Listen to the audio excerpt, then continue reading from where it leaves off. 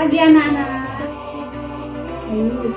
Assalamualaikum warahmatullahi wabarakatuh. Selamat pagi dan salam sejahtera bagi kita semua. Tabiun.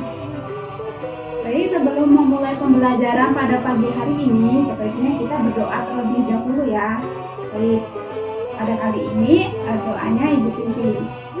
Bagi yang muslim Ibu pimpin, bagi agama lainnya menyesuaikan. Doa mulai.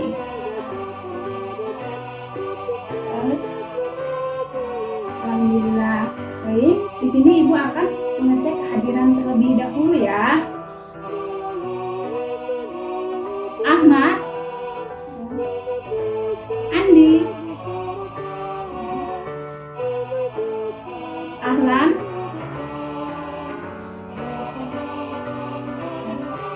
Amir, Ana, Afifah. Baik, pada pagi hari ini semua berangkat ya, tidak ada yang alfa, tidak ada yang izin. Baik, terima kasih.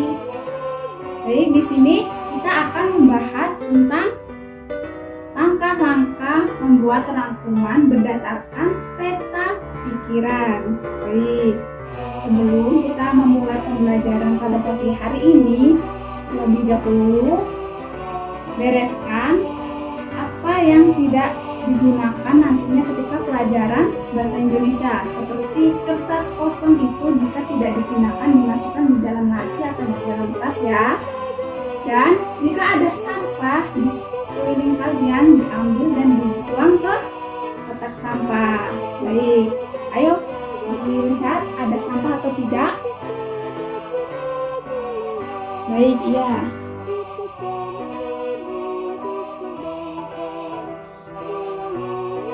Baik, terima kasih anak-anak sudah mengambil sampah dan membuangnya di kotak sampah. Selanjutnya, di sini kita akan membahas tentang langkah-langkah merangkum berdasarkan peta pikiran atau pemetaan pikiran. Baik, langsung ya. Langkah-langkah merangkum.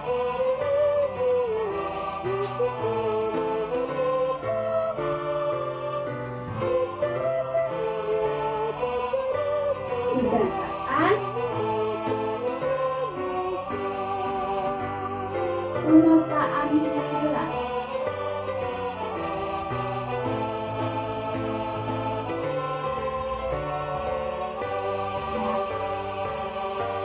Di dalam merangkum buku fiksi atau buku non-fiksi, kita harus mengetahui langkah-langkah merangkum berdasarkan peta pikiran tersebut, sehingga kalian bisa memahaminya atau bisa mengingatnya lagi dengan jelas. Kuncinya dalam merangkum dengan berdasarkan pemetaan pikiran ini, kalian bisa mengetahui dan tidak perlu membaca buku keseluruhannya dari awal hingga akhir. Ketika kalian ingin memahaminya lagi, kalian bisa membaca peta pikiran yang sudah kalian buat. Nah, yang pertama ada apa? Tuliskan judul di tengah kertas.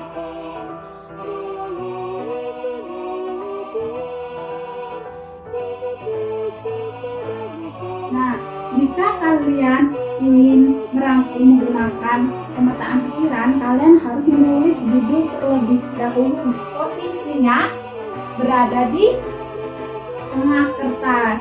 Kalian bisa sekreatif kalian untuk membuat judul tersebut.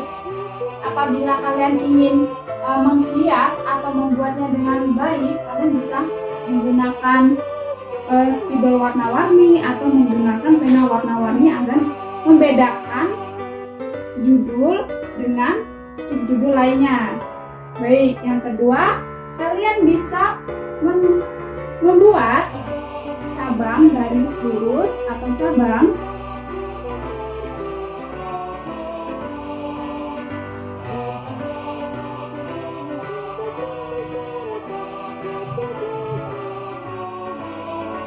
yaitu kalian bisa membuat garis lurus yang berkaitan dengan judul atau subjudul. Misalnya, dalam kalian membuat rangkuman mengenai buku fiksi, kalian bisa menarik garis lurus atau garis yang berbelok-belok sesuai dengan sekreatif kalian ya. Misal dalam buku fiksi itu definisinya apa?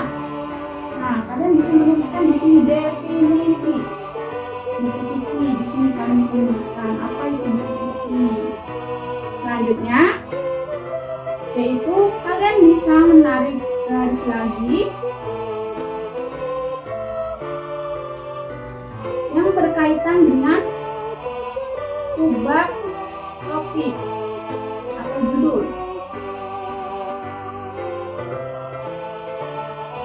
Misal, dalam definisi buku fiksi ini terdapat beberapa pendapat para ahli.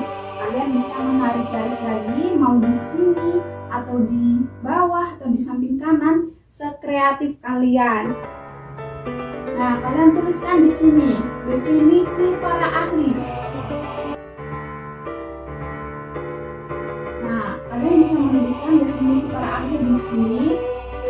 Kalian buat sekreatif mungkin dan jangan lupa bedakan dari judul, subbab, dan bagian dari subbab. Jika kalian membedakannya, maka kalian akan paham bahwa ketiga hal ini itu berbeda, di mana di atas ini judul, di bawah itu subbab, dan di bagian bawah subbab ada bagian subbab yang lebih kecil lagi. Selanjutnya yang keempat, kalian bisa menuliskan subbab baru atau label baru.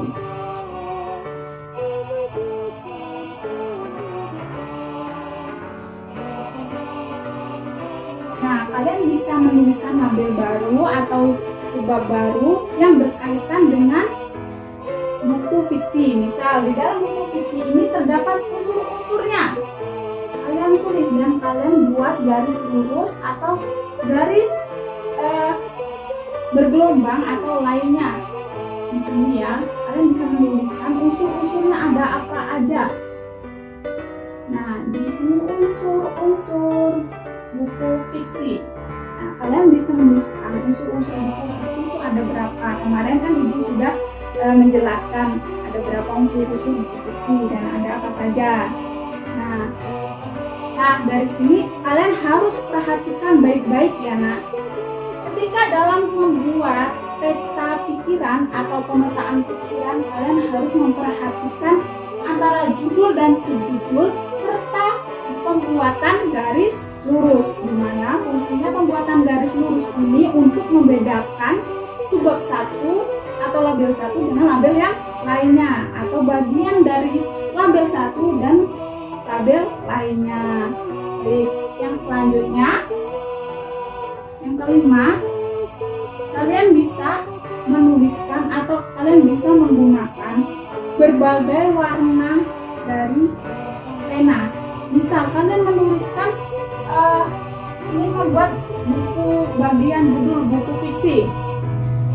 Nah, misalnya kalian akan membuat peta pikiran ini atau pemetaan pikiran ini menggunakan berbagai pensil warna. Misal dalam judul buku kalian akan menggunakan warna merah agar bisa membedakan dari subbab satu dengan subbab lainnya.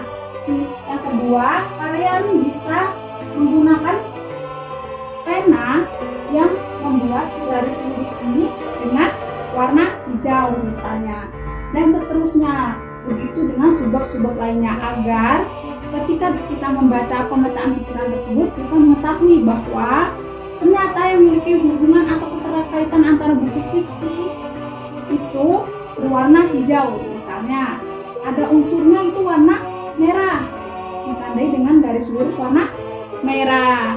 Benar.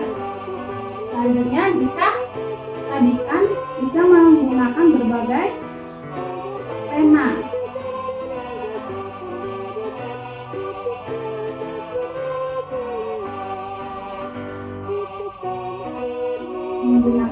sebagai pena warna. Baik, inilah tadi langkah-langkah merangkum berdasarkan pemetaan pikiran. Ada yang ingin ditanyakan? Atau Bu, bagaimana sih kalau membuat peta pikiran itu supaya jelas dan rapi? Satu, kalian harus mengkonsepnya tersebut terlebih dahulu. Kalian harus mengatur bahwa dalam penggunaan pena atau dalam membuat garis lurus itu kalian harus atur sedemikian rupa supaya pemetaan pikiran tersebut bisa menarik atau bisa bagus ketika kita akan membacanya. Baik, ada lagi? Ayo, ada yang ingin ditanyakan? Tidak ada?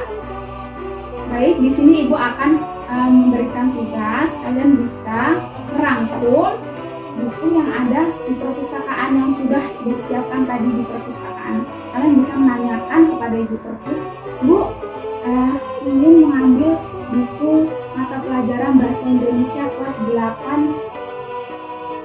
Nanti sama Ibu Guru Perpus akan diberikan bahwa tadi Ibu sudah memberikannya pinjaman. Baik, siapa yang mau mengambil? Ya, ketua kelas disilakan.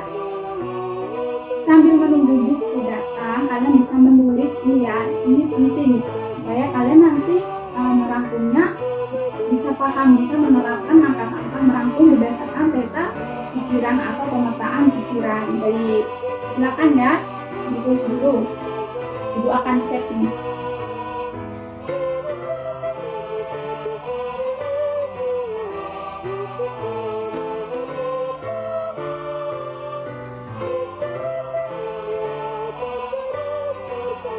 Baik, sehubungan dengan itu buku sudah datang, kalian bisa merangkum dan menerapkan langkah-langkah merangkum berdasarkan pemetaan pikiran. Silakan ya, ini dicatat karena ini penting. Kalian bisa membuat peta pikiran secara menarik dan sesuai dengan langkah-langkah yang Ibu berikan. Baik, silakan. Baik, sudah selesai? Sudah? Baik. Itu tugasnya kumpulkan ke meja Ibu sini semuanya ya. Nanti tolong ketua kelas bantu Ibu untuk mengumpulkan ke kantor atau kumpul di depan meja depan ini ya. Jadi satu ya semuanya. Nanti ketua kelas tolong bantu Ibu membawakan ke kantor. Baik, ada yang mau ditanyakan? Tidak, tentang langkah-langkah mengenai merangkum berdasarkan pemetaan pikiran. Dan tadi kan kalian sudah menerapkannya tuh. Adakah kesulitan dalam merangkum berdasarkan langkah-langkah pemetaan pikiran ini? Tidak ada? Baik, jika tidak ada, sebelum kita mengakhiri pembelajaran pada pagi hari ini, ketua kelas bisa memimpin untuk doa. Tadi kan Ibu yang memimpin, sekarang ketua kelas saja, tidak apa. Baik, ketua kelas disilakan. Terima kasih ketua kelas untuk memimpin doa pada pagi hari ini. Baik, itulah tadi materi yang dapat Ibu sampaikan. Semoga bermanfaat dan bisa kalian pahami, dan jangan lupa tetap belajar di rumah dan tetap mengulang atau memahami membaca materi yang telah Ibu berikan. Baik, Ibu akhiri, wabillahi taufiq wal hidayah. Wassalamualaikum warahmatullahi wabarakatuh.